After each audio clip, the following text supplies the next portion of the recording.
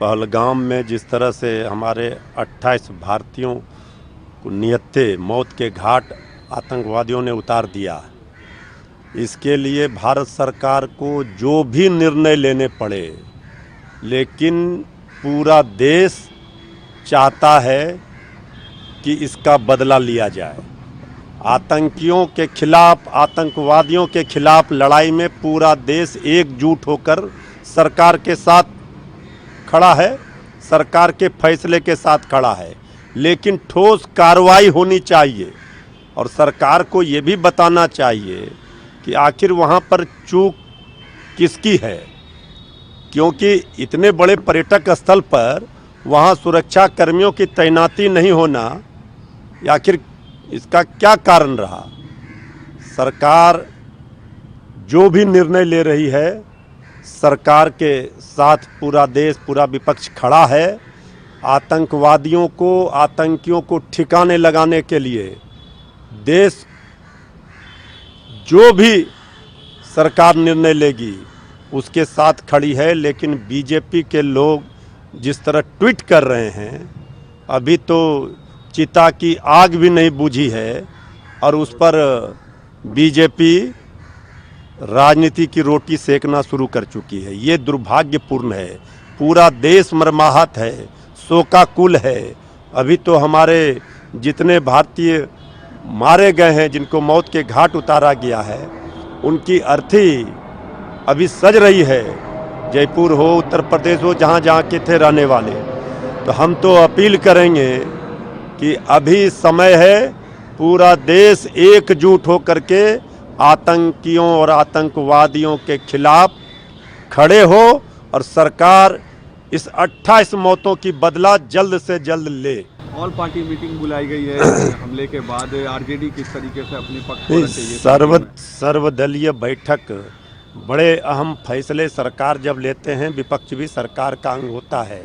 RJD देश हित में जो भी फैसले होंगे उसके साथ आरजेडी खड़ी है।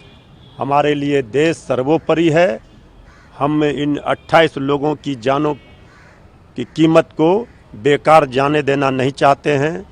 मजबूती के साथ आतंकवादियों के खिलाफ, आतंकियों के खिलाफ, दरिंदों के खिलाफ कार्रवाई की मांग करते हैं। आज प्रधानमंत्री भी मधुबनी दौरे पर बिहार आ रहे हैं।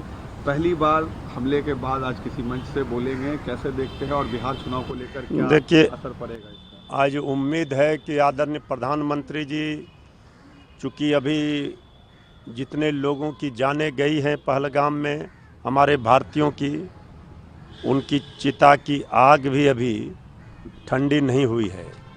तो आदरणीय प्रधानमंत्री जी आज राजनीतिक भाषण ना करें, नहीं करेंगे, ये उम्मीद है। बिहार वासी भी इस उम्मीद में है कि सरकार आतंकवादियों के खिलाफ क्या कार्रवाई कर रही है। यह पुलवामा के तरह ही वो रहस्य रह जाएगा कि आखिर ये कारणों को भी बिहार जानना चाहता है। और भावनात्मक मुद्दे में वोट खोजने का प्रयास न किया जाए। बिहार हित की, देश हित की बात आदरणीय प्रधानमंत्री जी करेंगे और बिहार जानना चाहता है, चूँकि चुनावी वर्ष है, बिहार की जनता। आदरणीय प्रधानमंत्री जी, चुनाव के समय आपको बिहार याद आ रहा है। इतने बड़े आतंकी घटना हुई है और आज सर्वदलीय बैठक की अध्यक्षता आदरणीय प्रधानमंत्री जी करते तो बेहतर होता, लेकिन चुनाव है, इसलिए आदरणीय प्रधानमंत्री जी अपने बिहार के दौरे को उन्होंने रद्द नहीं किया, स्थगित नहीं किया, तो ठीक है।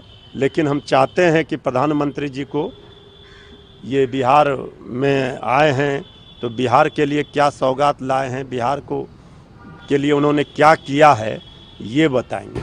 आज इंडिया अलायंस की भी बैठक है, बिहार में दूसरी बैठक है। इस बैठक को कैसे देखते हैं और आगे क्या असर पड़ेगा इस बैठक का सीएम चेहरे को भी लेकर? देखिए, अब तो बैठक तो चलते रहेगा, चूँकि चुनावी वर्ष है। महागठबंधन, इंडिया गठबंधन में शामिल सभी दलों के नेता एक साथ बैठेंगे, कई निर्णय लेने हैं, सीटों का बंटवारा हो चाहे अन्य जो भी मुद्दे हों उस पर बातचीत होती रहेगी। और इसको लेकर के बहुत ज़्यादा एनडीए को चिंता करने की ज़रूरत नहीं है। हमारे नेताओं के बीच, इंडिया गठबंधन के नेताओं के बीच बैठकों का दौर चलता रहेगा और कई अहम निर्णय लिए जाएंगे।